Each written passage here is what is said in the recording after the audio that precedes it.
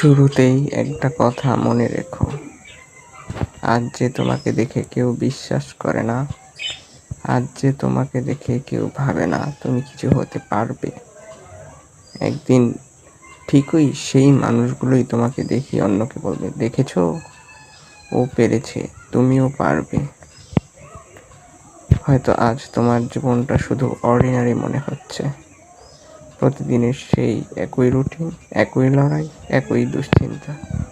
কখনো মনে হয় তোমার জীবনে কিছুই বদলাবে না, কিন্তু সত্যি বলি, যে মানুষ আজ অর্ডিনারি সেই কাল এক্সট্রা অর্ডিনারি হয়ে ওঠে যদি সে থেমে না যায়।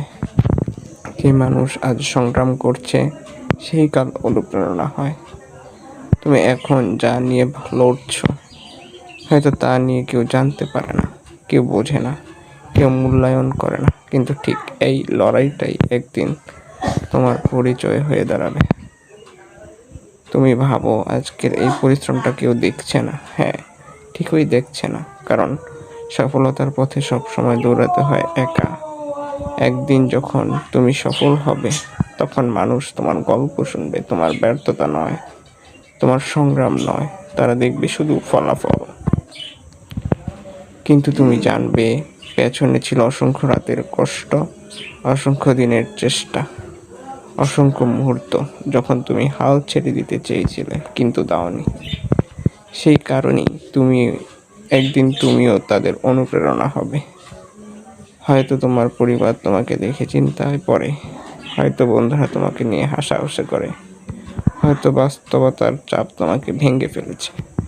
তবু মনে রাখো, তুমি যে পথটা বেছে নিয়েছো সেটা সবার বোঝার না।